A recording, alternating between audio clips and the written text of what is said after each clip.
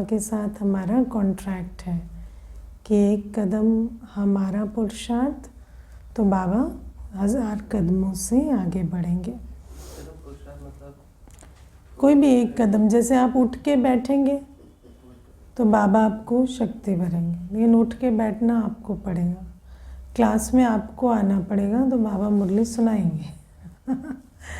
तो ये पहला कदम खुद बढ़ाना होता है ना। फिर कोई बात आ जाती है तो पहली हिम्मत का संकल्प आपको लेना पड़ेगा। आप ऐसे हाथ छोड़ के बैठ जाएंगे और मुझसे नहीं होगा, डर जाएंगे, तो बाबा कुछ नहीं कर सकेगा।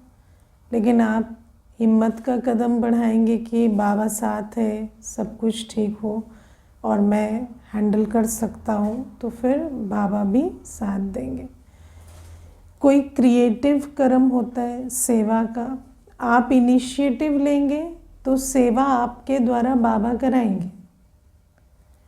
लेकिन अगर हम खुद ही इनिशिएटिव नहीं लेंगे कि मेरी क्षमता नहीं है, मेरे से नहीं होगा, तो फिर वो जो सेवा करके भाग्य बनना था वो नहीं बनेगा, है ना। मुझे याद है एक दादी होते थे, तो कोई प्रोग्राम था, मुझे पूरी डिटेल याद नहीं है उसकी, तो कोई प्रोग्राम था तो दादी जो थे वो छोटे स्थान पे, जैसे इतनी सेवाएं नहीं थी, इतने बाबा के बच्चे नहीं थे वहाँ, तो सबका ऐसे संकल्प लिया गया कि इस बड़े प्रोग्राम के लिए आप क्या सहयोग कर सकेंगे।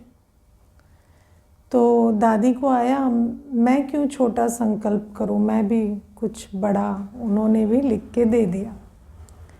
अब लिख के तो दे दिया, लेकिन फिर उनके रिसोर्सेज तो बहुत लिमिटेड हैं, तो उन्होंने संकल्प रखा कि नहीं, बाबा मेरे द्वारा कुछ न कुछ करेगा।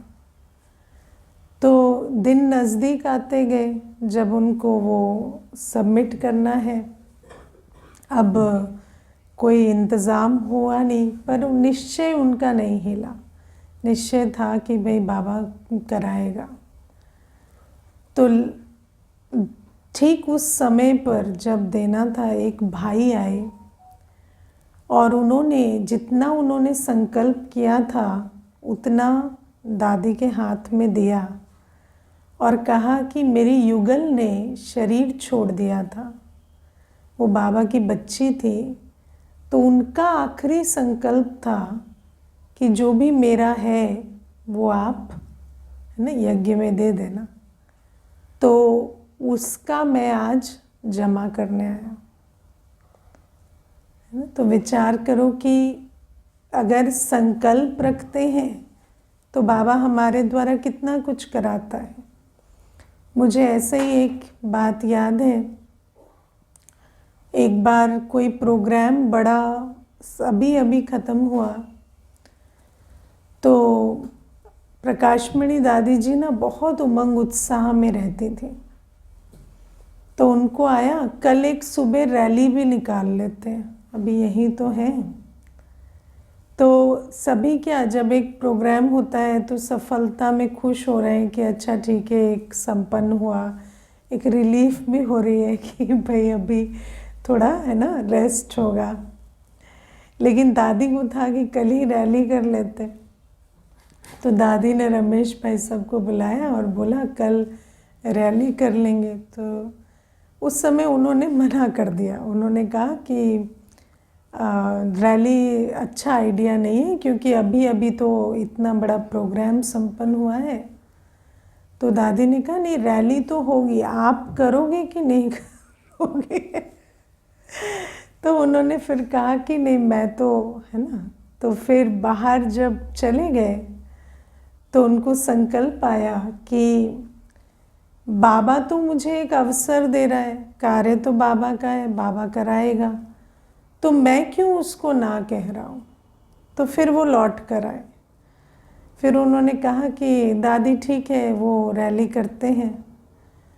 तो जब उसकी पूरी कहानी रमेश भाई साहब की क्लासेस में सुनने को मिलती है कि जब उसके लिए जो भी एफर्ट करने थे, जो भी है ना, जैसे पुलिस एडमिनिस्ट्रेशन की मदद लेना और वो सारी चीज़ें। तो जब वो करने गए तो एकदम जैसे चुटकियों में वो काम हो गया, और देखने में बहुत बड़ी रैली की बात थी, लेकिन ऐसा लगा जैसे एकदम चुटकियों में हो गया। और जितना समय में सोचा था कि इस समय जाकर, है ना, कमरे पर पहुंचेंगे, उतने समय पहुंच भी गए। तो कई बार हमें लगता है कि हम कर रहे हैं, लेकिन बाबा कहता है करन करावनहार मैं हूँ। तो बाबा हमेशा, आज भी मुरली में बाबा ने ये हमें अंडरलाइन कराया कि आप निश्चय बुद्धि निश्चिंत रहो, निश्चय बुद्धि रहो कि करन करावनहार बैठा है, और निश्चिंत होकर निमित्त मात्र कार्य करो, क्योंकि निमित्त तो बनना ही पड़ता है। कार्य तो, है ना, स्थूल वतन में तो साकार शरीरधारी आत्माओं को ही निमित्त बनकर करना है, लेकिन बाबा हमारे द्वारा सब कुछ करवाता है। इसलिए ये बोझ नहीं उठाना है कि ये बड़ा काम है, ये कौन करेगा, या करते हुए भी कितना बोझ उठाते हैं, मैं कर रहा हूँ, मैं कर रहा हूँ। आप देखना, ये जो मैं के संकल्प हैं, ये कितना हमारे को थकाते हैं, है ना। करते भी रहेंगे, गिनते भी रहेंगे, सुबह से ये भी कर लिया, वो भी कर लिया, फिर उसको भी देखते रहेंगे जो नहीं कर रहा है।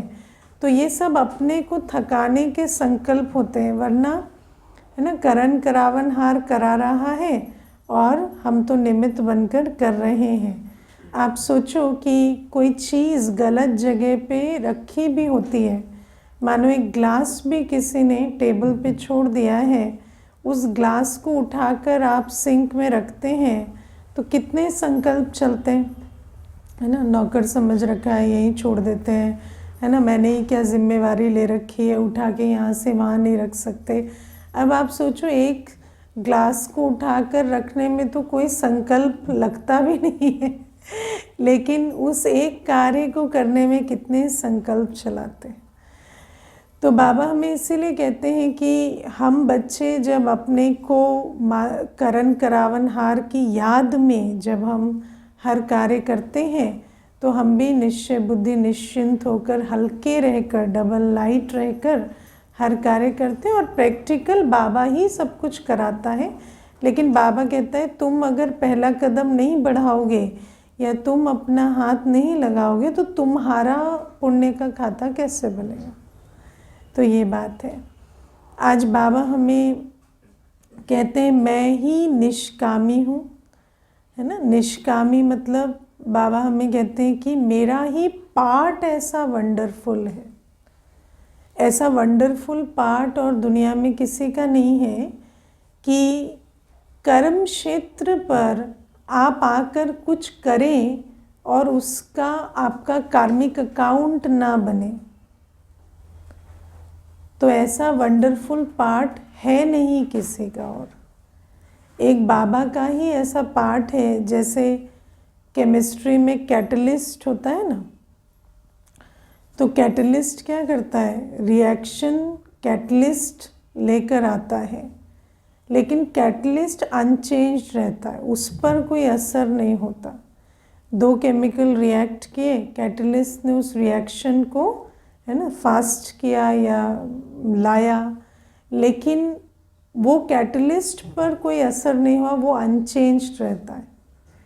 तो ये जैसे कैटलिस्ट का एक गुण होता है ना, एक क्वालिटी है उसकी, है ना। तो बाबा हमें कहते हैं इसी प्रकार से मेरा भी पार्ट ऐसा है कि मैं करन करावनहार बनकर आता हूँ, मैं सब कुछ करवाता हूँ।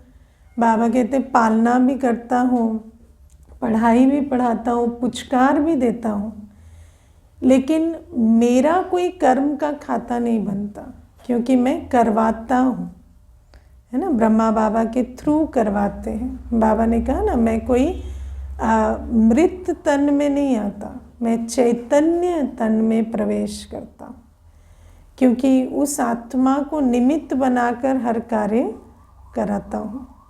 तो बाबा का ऐसा वंडरफुल पार्ट है कि बाबा सब कुछ करवाने का कार्य करते भी हैं, लेकिन फिर भी उनका कोई लेखा जोखा नहीं बनता।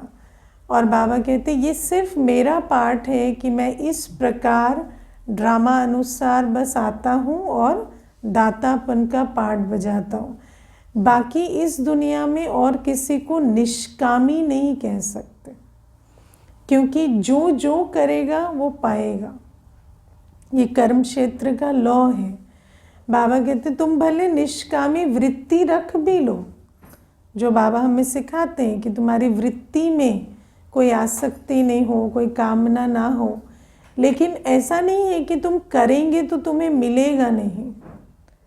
ऐसा कोई श्रेष्ठ कर्म नहीं है जिसका इस कर्म क्षेत्र पर फल नहीं मिलेगा, है ना। तो ये बात ये बड़े समझने की बात है, क्योंकि कई बार मनुष्य क्या सोचता है कि अगर कोई कर्म कर रहा है और उसको उसका कोई रिटर्न नहीं मिल रहा, तो वो कर्म जो है वो निष्काम कर्म है ना। जैसे कोई व्यक्ति किसी की मदद कर रहा है, लेकिन खुद गरीबी में रह रहा है, लाचारी बीमारी में रह रहा है, तो मनुष्य समझता है देखो ये दुखी रहकर भी दूसरे को सुख दे रहे हैं, तो ये जो है ये निष्काम कर्म है। लेकिन अगर हमारे कर्मों, श्रेष्ठ कर्मों से फल नहीं निकल रहा, है ना, बाबा कहते हैं हर एक कर्म से फल निकलेगा। ऐसा नहीं होगा कि तुम याद करेंगे तो तुम्हारा संस्कार परिवर्तन नहीं होगा। व्यक्ति कहे हम इतने वर्षों से याद कर रहे हैं और हमारा संस्कार परिवर्तन नहीं हो रहा, तो ये तो तुम याद नहीं कर रहे हो, तुम छल कर रहे हो। मैंने एक बहन को देखा, अमृत वेले सोती थी, सारे दिन बाबा के कमरे में, है ना, बैठी रहेगी, क्योंकि काम नहीं करना है। और देखने में ऐसा लगेगा कि, है ना, योग करती है, लेकिन योग नहीं है, वो तो छल है ना। तो संस्कार वहीं के वहीं रहते, कुछ भी नहीं बदलते। वरना कोई योगी बने, साइलेंस में रात को अगर 5 मिनट भी बैठ जाएं, तो आपको आपके सारे दिन के जो कुकर्म है वो दिखाई देने लगते, है ना। मनुष्य अगर देखो, दुनिया में भी मैंने देखा है कि अगर कोई व्यक्ति रोज़ साइलेंस का अभ्यास करता है ना, थोड़ा सा बस साइलेंस में बैठता है, तो भी उसको सेल्फ अवेयरनेस आती। सिर्फ थोड़ी देर अगर रोज़ निकाल कर साइलेंस में भी बैठता है ना, तो उसको इतना पता चलता है कि मेरे में कमी कमज़ोरी है, मेरे में ये प्रॉब्लम है, ये मेरे में कमी कमज़ोरी है। भले ही उसको परिवर्तन करने की विधि नहीं मालूम, उसको ये भी नहीं पता कि मुझे होना कैसा चाहिए, लेकिन उसको कमी कमज़ोरी का मालूम ज़रूर पड़ता है। और अगर हम बाबा की याद में बैठे हैं, अगर हम साइलेंस में इतना समय आत्म अभिमानी होकर बैठते हैं, बाबा की याद में बैठते हैं, तो हमारे अंदर चेक और चेंज दोनों होगा। लेकिन अगर नहीं होता तो इसका मतलब याद नहीं है ना, फिर यथार्थ याद नहीं। तो बाबा हमें इसीलिए कहते हैं कि हर कर्म का फल होता है। तुम एक, और संगम युग तो ऐसा है कि एक करते हो पदम गुणा पाते, ये समय ही ऐसा है। तो बाबा कहते हैं ऐसे समय पर, संगम युग पर हम कहें कि हम निष्कामी हैं, तो निष्कामी वृत्ति है, क्योंकि बाबा हमें, जैसा हमारा बाबा है, ऐसे बाबा हमें कहते हैं तुम ड्रामा के पट्टे पर रहकर सेवा करो। आज बाबा ने कितनी सुंदर अपनी बात बताई कि बाबा जो ये पढ़ाते हैं, पुचकार करते हैं, पालना करते हैं, बच्चों की इतनी सेवा करते हैं, तो बाबा कैसे करते हैं? बाबा ड्रामा के पट्टे पे करते हैं कि मेरा ड्रामा मेरा पार्ट। बाबा अपने पार्ट को समझ कर करते हैं, है ना, कि ये मेरा पार्ट है, मुझे ये पार्ट बजाना है। लेकिन मनुष्य आत्मा मुझे क्या मिलेगा उस लिए कर्म करते, है ना। मुझे हम रिजल्ट ओरिएंटेड रहते। ये रावण मत है। रावण मत क्या है कि आपको पाने के लिए करना है, और श्रीमत है करेंगे तो पाएंगे। समझे? तो दोनों में बात तो एक ही है, नाक इधर से पकड़ो नाक उधर से पकड़ो, लेकिन दोनों में अंतर बहुत पड़ जाता है। अगर आप कहते हैं हम करेंगे तो पाएंगे, तो आपका फोकस कहाँ है? कर्म पर।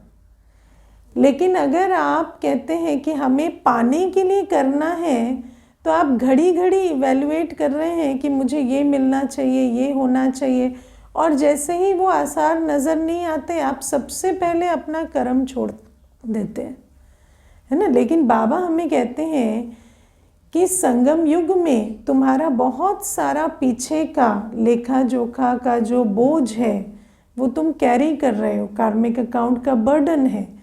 लेकिन कोई भी ऐसा बर्डन नहीं है जो चुकतू नहीं हो सकता कर्मों से। तुम अपने श्रेष्ठ कर्म करते रहो, वो चुक्त हो जाएगा और तुम्हें धीरे धीरे उसकी सफलता, उसकी रिजल्ट भी दिखाई देगी। लेकिन हमें हड़बड़ी इतनी है ना गिव अप करने की, बहुत हड़बड़ी है हमें, है ना। हमें मान चाहिए इंस्टेंट, रिजल्ट चाहिए इंस्टेंट, सब कुछ चाहिए इंस्टेंट, और इंस्टेंट नहीं मिला तो हम नहीं करेंगे, हम नहीं रहेंगे, हम आगे क्यों करें, है ना। लेकिन बाबा कहते हैं ऐसा नहीं है करते रहेंगे तो मिलेगा। देखो अभी मुझे एक भाई कह रहा था, वो स्पोर्ट्स में है, तो मुझे कहता बहुत करप्शन है।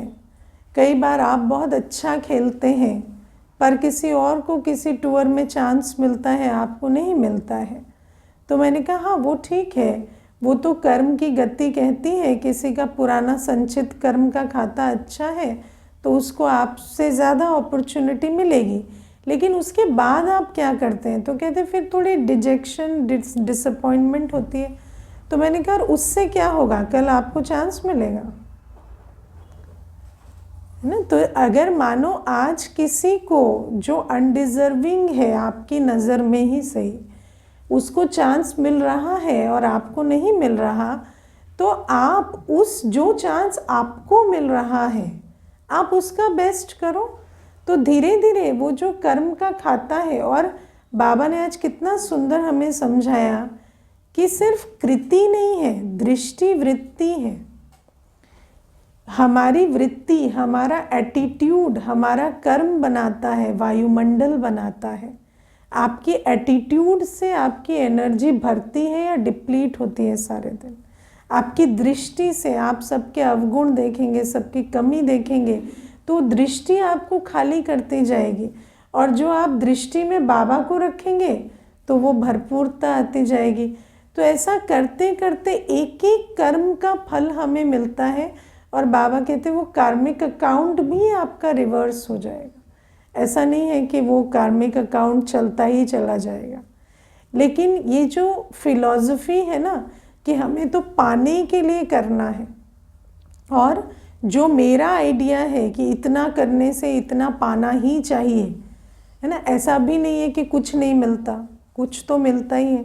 अगर कुछ कर रहे हैं तो कुछ तो मिलता ही है, लेकिन उस मिलने को भी हम ग्रैटिट्यूड नहीं रखते, और जो नहीं मिला उसके बारे में इतने संकल्प चलाते हैं और फिर अपना कर्म ही छोड़ देते हैं, तो फिर तकदीर कैसे बनेगी।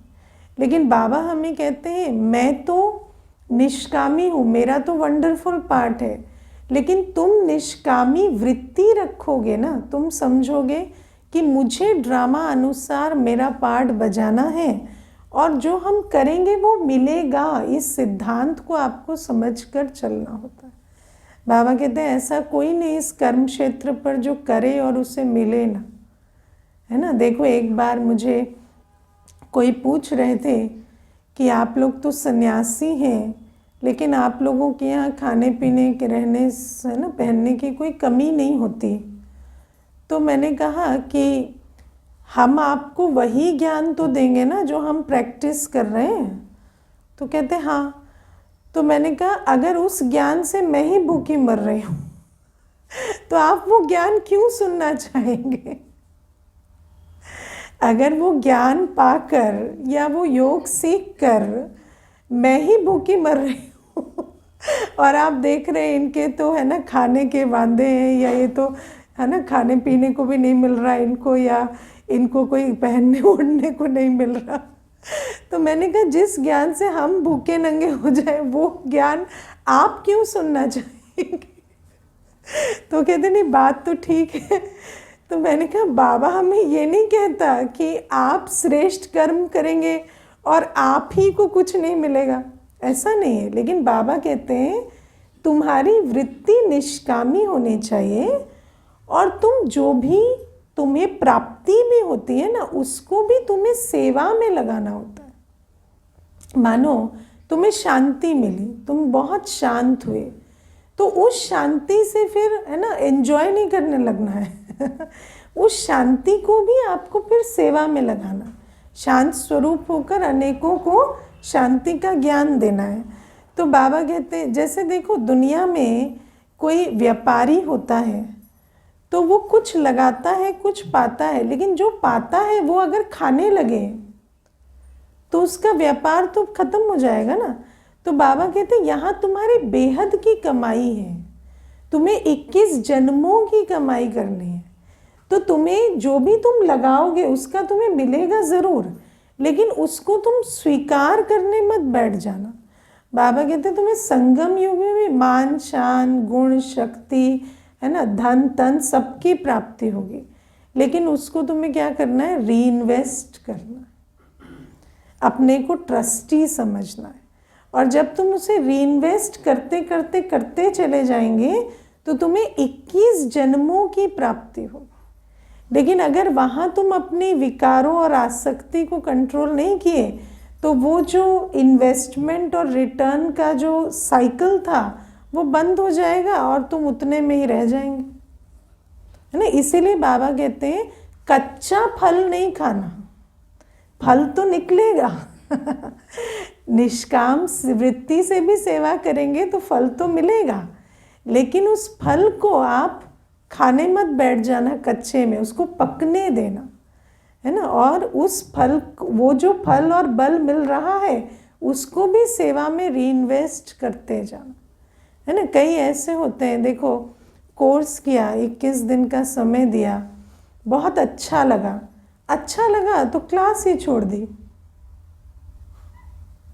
है ना। कई होते हैं क्लास नहीं आए, हमने पूछा क्लास क्यों नहीं आ रहे, बोले बहुत अब ठीक लग रहा है तो क्लास नहीं आएंगे, है ना। तो हमने कहा अरे ठीक लग रहा है तो औरों को भी ठीक लगवाओ ना आपको ठीक लग रहा है तो वो जो ठीक लग रहा है उससे सेवा करो, अच्छा लग रहा है तो किसी को तो अच्छी बातें सुनाओ, खुशी से अपनी झोली भरो। पहले आपको कंसंट्रेशन नहीं होती थी क्लास में, अब तो आप और ध्यान से सुन सकते हो, सूक्ष्म बातें भी समझो, आगे भी धारणा करो। तो कहते नहीं बस अब अच्छा लग रहा है। तो फिर 6 महीने के बाद उन्हीं का फ़ोन आता है दोबारा कोर्स करना है। क्यों? क्योंकि खाली हो गए, क्योंकि कंज्यूमर बनेंगे तो खाली हो जाएंगे ना। तो बाबा कहते हैं अभी ये एक जन्म सांस रोक के जो भी फल बल मिला उसको और कंज्यूम नहीं करो, उसको तुम रीइन्वेस्ट करते जाओ। और जैसे जैसे करेंगे, चाहे तन की शक्ति, मन की शक्ति, धन की शक्ति, समय की शक्ति, है ना। आप सोचो कि जब हम बाबा के पास आते हैं हमारा रियल टाइम कितना बढ़ जाता है, क्योंकि टाइम और थॉट तो रिलेटेड है। जितना आप कम सोचते हैं उतना आपको समय ज़्यादा महसूस होता है कि मेरे पास बहुत टाइम है। तो उस समय को भी आप ईश्वरीय सेवा में लगाओ, बाबा की याद में लगाओ। आप देखो जब हम सेवा करते हैं ना तो हमारी सेवा करने की कैपेसिटी भी बढ़ती है। अभी जैसे एक भाई हैं तो वो एक सेवा करते थे रोज़, है ना। तो अब वो पहले कहते कि मुझे वो सेवा करने में 1 घंटा लगता था, अब मेरी वो सेवा 25 मिनट में हो जाती, ठीक है। तो मैंने उनको कहा फिर वो 35 मिनट क्या करते हो? बोले वो अब वेस्ट होता है, तो फिर दूसरी सेवा लो ना, क्योंकि सेवा में भी जब आप, क्योंकि बाबा हर चीज में शक्ति भरता है। आप अगर यथार्थ सेवा कर रहे हैं, निमित्त निर्माण भाव से कर रहे हैं, तो आपकी कैपेसिटी बहुत बाबा बढ़ाता है। और जब बढ़ाता है तो ये नहीं सोचो अच्छा ठीक है कल तो मुझे मेहनत करनी पड़ती थी, आज मैं फ्री हो गया, फिर उसको भी दूसरी सेवा में लगाओ। तो बाबा कहते हैं 21 जन्मों का खाता, 21 जन्मों की कमाई इस एक जन्म में तुम्हारी हो जाएगी। तो निष्कामी वो नहीं होता जिसको कुछ नहीं मिल रहा। अगर कुछ नहीं मिल रहा तो कुछ गलत कर रहे हो चेक इट, है ना। और या तो पेशेंस रखना है कि थोड़े दिनों में फिर भाग्य द्वार खुलेंगे। लेकिन बाबा कहते हैं कि जब भी हम बाबा के बनते हैं, निष्काम वृत्ति रखते हैं, तो एक का पदम गुणा मिलता है, और उस एक के पदम गुणे को भी हमें इन्वेस्ट करना है और फिर उससे बेहद की राजाई का भाग्य बनाना है। ठीक है, हाँ, तो वो अभी करेंगे तो कल्प कल्प होगा। ठीक है ना।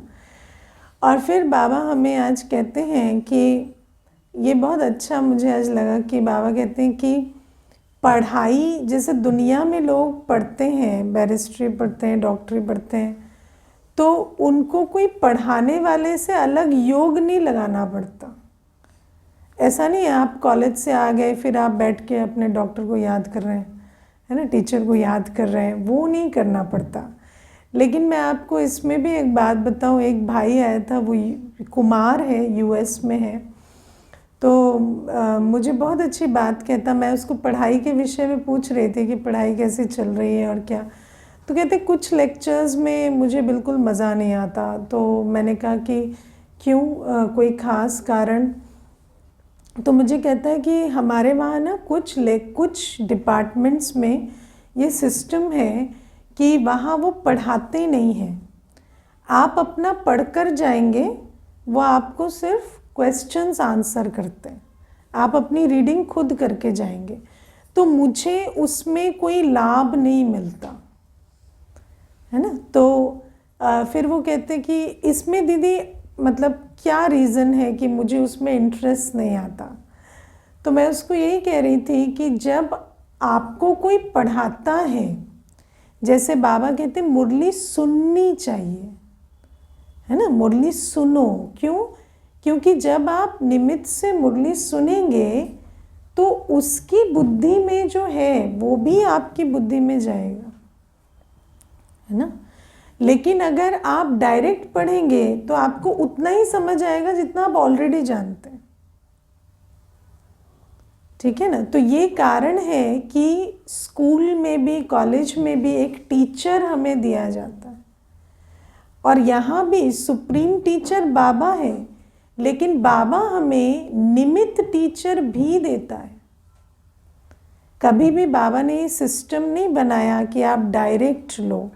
आज भी बाबा ने कहा ना, ब्रह्मा बाबा के थ्रू करता हूँ, है ना। बाबा ने ये सिस्टम बनाया है कि ये सारा कार्य थ्रू निमित्त चलता है, और जब उसके थ्रू चलता है तो हमें भी वो जो साकार की धारणा का भी बल मिलता है ना। निराकार की शक्ति तो मिलती है, ज्ञान मिलता है, लेकिन साकार की धारणा का भी बल मिलता है। और बाबा हमें कहते हैं कि जब तुम भी कुछ सफल करते हो तो थ्रू द निमित्त करते हो। आप चार्ट भेजते हो, थ्रू निमित्त भेजते हो। आप कोई भी सेवा करते हो तो थ्रू द निमित्त करते हो। तो बाबा ने ये सिस्टम बनाया है जहाँ निमित्त बीच में ज़रूर होता है। तो ये पहली जो पढ़ाई के लिए बाबा कहते हैं कि निमित्त से सुनो, वो भी बहुत इम्पोर्टेंट है। दूसरा बाबा कहते हैं लेकिन यहाँ पर पढ़ाई तो आप क्लास में करते हैं, पढ़ाई का एक डिसिप्लिन है कि आप निमित्त के थ्रू मुरली सुने, रेगुलर पंक्चुअल होके, अटेंटिव होके मुरली सुने, लेकिन उसके अलावा योग की एक अलग सब्जेक्ट है। बाप को, टीचर को अलग से आपको बैठ के याद भी करना पड़ता है। वो सब्जेक्ट दुनिया में नहीं होती। दुनिया में ऐसे कभी नहीं होता कि बैठ के पिता को आधा घंटा याद करना है या टीचर को आधा घंटा याद करना है। लेकिन आप सोचो कि कितनी बड़ी बात है कि याद तो हम सारे दिन करते हैं, लेकिन आप कॉन्शियसली नहीं करते। तो वो जो याद की शक्ति है, याद की कैपेसिटी है, वही हमारे अगेंस्ट काम करती है ना। हम पतित दुनिया को, पुरानी दुनिया को याद कर करके अपनी शक्ति गंवाते चले जाते हैं। तो बाबा कहते हैं यहाँ पर तुम्हें कॉन्शियस याद की भी एक पूरी सब्जेक्ट दी जाती है कि तुम कॉन्शियसली बाबा को याद कर अपना भाग्य बनाओ, है ना। तो ये भी याद की अलग सब्जेक्ट। एक तो पढ़ते समय, है ना, बाबा की याद में मुरली सुनते हैं और फिर निमित्त के द्वारा सुनते हैं और नई बातें समझनी है। एक तो होता है जो हमें ऑलरेडी समझ में आया है वो समझना, लेकिन रोज़ जो नई बात समझ में आती है उसको भी बुद्धि में बिठाना होता है। और फिर याद की सब्जेक्ट है, धारणा सेवा की भी अलग सब्जेक्ट है। तो ये है। फिर बाबा आज हमें बहुत अच्छी पढ़ाई के बारे में सुनाते हैं। देखो, दुनिया में भी knowledge is the source of income कहा जाता है ना। और बाबा कहते हैं जो ऊंचा इम्तहान पास करते हैं वो कभी टाइम वेस्ट नहीं करते, है ना। कोई भी आज आप देखो, कोई सिविल्स का सबसे ऊंचा एग्ज़ाम सिविल्स ही माना जाता है। तो कोई सिविल सर्वेंट बनता है तो उसकी सबसे बड़ी क्वालिटी क्या होती है? वो टाइम वेस्ट नहीं करता है। मुझे याद है एक मैंने कई सालों पहले के इंटरव्यू देखा था। उस इंटरव्यू में 4 मित्र थे स्कूल के और वो चारों IAS ऑफिसर्स थे। तो उनको कोई पूछ रहा था कि आप चारों ही मित्र कैसे बन गए? तो कहते हैं हम बड़े गरीब परिवार से थे। तो हम चारों एक दिन बैठे थे तो हमारे मन में आया कि देखो, बिजनेस करने के लिए तुम्हें पैसा चाहिए, है ना। पॉलिटिक्स में जाने के लिए तुम्हारे पास अप्रोच होनी चाहिए, कोई तुम्हें टिकट दे। लेकिन IAS बनने के लिए कुछ नहीं चाहिए, सिर्फ पढ़ना होता है। और अगर मान लो 50 किताबें हैं, 100 किताबें हैं, किताबें की भी तो हद ही होती है। ऐसा तो नहीं है कि कोई, है ना, कोई बेहद में किताबें होती हैं। तो उतनी किताबें पढ़नी है और हम बन सकते हैं, हम इस गरीबी के चक्र से निकल सकते हैं। तो हमें समझ आया सिर्फ पढ़ने से अगर हम बन सकते हैं तो क्यों ना पढ़ें। तो हम चारों पढ़ने लगे और चारों बन गए। तो मैं उस इंटरव्यू को देखकर सोच रही थी कि बात तो कितनी सरल है कि आप पढ़ने से देश का हाईएस्ट एग्जाम आप पास कर सकते, सिर्फ पढ़ने से। तो बाबा कहते हैं यहाँ भी सिर्फ पढ़ने से, और पढ़ाई की 4 सब्जेक्ट हैं यहाँ, ज्ञान, याद, धारणा, सेवा। सिर्फ 4 सब्जेक्ट पे ध्यान देने से आप मनुष्य से देवता बन सकते। लेकिन ध्यान कौन देगा? जो टाइम वेस्ट नहीं करेगा, है ना। अगर कोई किसी को, आजकल आप देखो बच्चे जो पढ़ते हैं उनके पास फ़ोन नहीं होना चाहिए। अगर आप फ़ोन चलाते हैं, आपके, है ना, व्यक्ति कहता है मैं बोर हो जाता हूँ, मैं परेशान हो जाता हूँ। तुम बोर या परेशान कब तक होंगे? थोड़े दिन, जब तक वो संस्कार बदलेगा। वो बोरियत, वो परेशानी बहुत अच्छी है, क्योंकि जब कोई एडिक्ट होता है तो थोड़ी सी डी एडिक्शन ज़रूरी होती है। तो अगर बच्चे पढ़ने वाले हैं दुनिया में भी, लौकिक में भी, तो उनके पास ये फ़ोन आदि नहीं होना चाहिए। और अगर थोड़े दिन उन संस्कारों से हमें तकलीफ़ भी होती है तो भी वो तकलीफ़ बहुत अच्छी है, उसको हमें सहकर आगे बढ़ना चाहिए। और बाबा हमें कहते हैं ईश्वरीय पढ़ाई में सोचो, वो तो दुनिया की बात है, स्टूडेंट्स की बात है, लेकिन ईश्वरीय पढ़ाई में हम गॉडली स्टूडेंट हैं।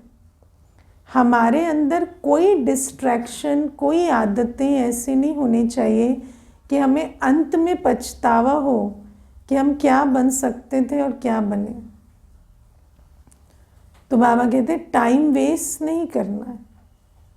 और टाइम, और दुनिया में लोग कहते हैं हमारे पास टाइम नहीं है, लेकिन आज माया का सबसे बड़ा अस्त्र टाइम ही है।